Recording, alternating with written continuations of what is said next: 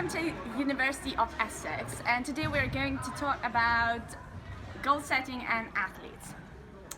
So all successful athletes set goals for themselves. A goal is an observable and measurable end result, having one or more objectives that have to be achieved within set time frame. Imagine you're not having a goal.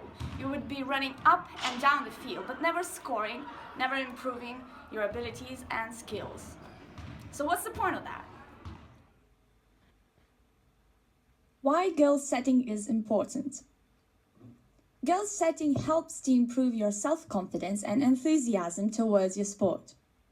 For instance, setting and achieving a goal motivates you as an athlete to become the best version of yourself.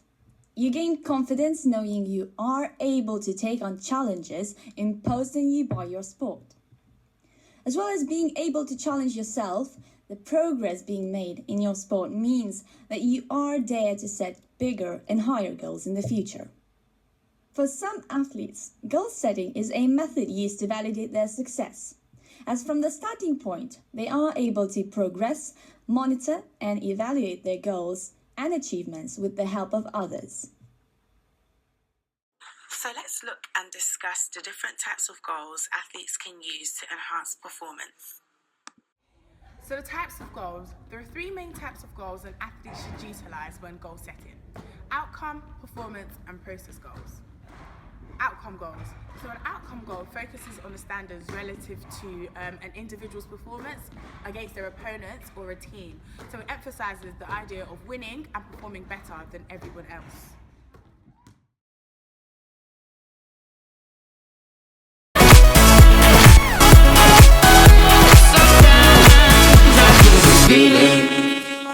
Performance goals. Performance goals looks at the personal standards of an athlete's previous performance and looks specifically to improve standards in order to achieve high level performance.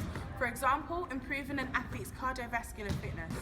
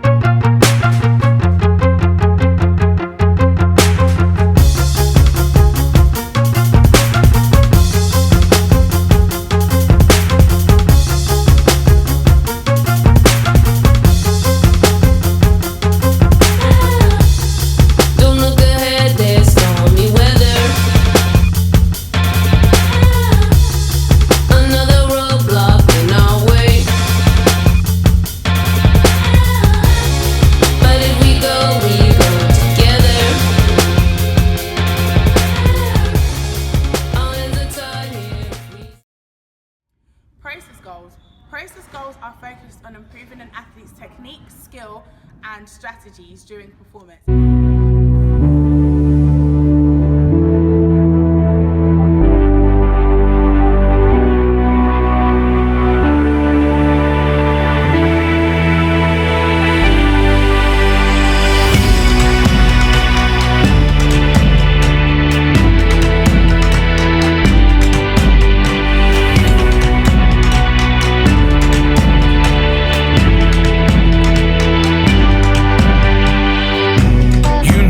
I want to break promises.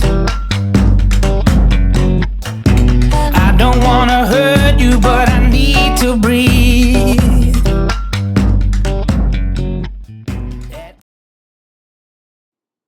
So let's look at how an athlete applies goal setting in sport. This involves two processes or methods known as SMART and road mapping. SMART. The SMART process should be used as the underlying foundation of all goals set by an athlete, irrespective of their performance level. They facilitate and act as predictors of whether a goal will work or is achievable. S stands for specific. All goals should be as precise and as detailed as possible. For example, our basketball player earlier, whose performance goal was to improve her cardiovascular fitness. As you can see, throughout her training program, herself and her coach ensure that the exercises involved within their training are very specific to improving cardiovascular fitness. M stands for measurable, a method to quantify or rate your current position to determine where improvement is required. Again, our basketball player ensures that she trains with her coach, who is able to give her observable and critical and evaluative feedback to improve her performance. A stands for adjustable. All goals should be flexible and adaptable to new situations and information. Similarly to it being measurable, our basketball player and her coach readily adapt their training program to ensure that the athlete is able to fully understand and execute the layup technique.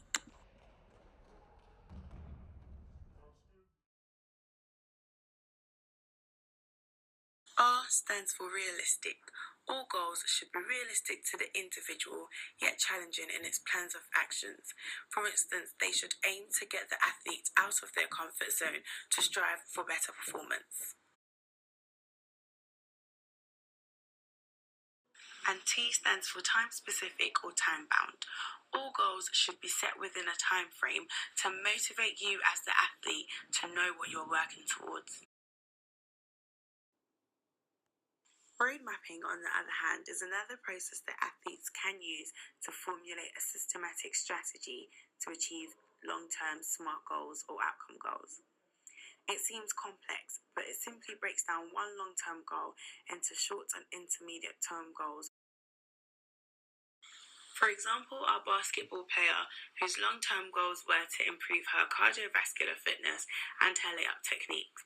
A series of short-term goals her coach could encourage her to engage in during training can include dribbling exercises for beginners, watching her coach or other teammates carry out the skill, or watching other athletes perform the skill via YouTube and other video platforms. An example of intermediate goals that her coach could also encourage her to do during training includes increasing the frequency and intensity of training sessions a week, looking at her nutrition and the types of training she needs to do specifically for that goal, and perhaps learning to use imagery and self-talk during training to bring about positive thinking.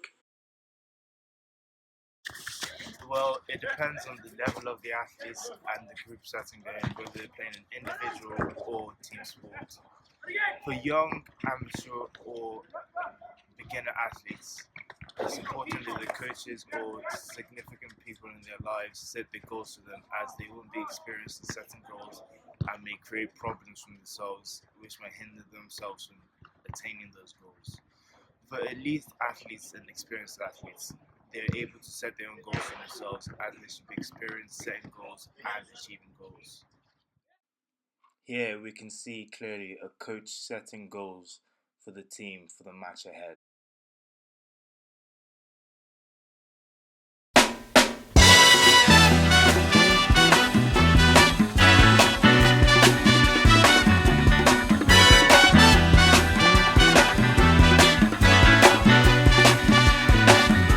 Hush now, child, and don't cry. Your folks might understand you by and by. Just move on up toward your destination, though you may find from time to time complications.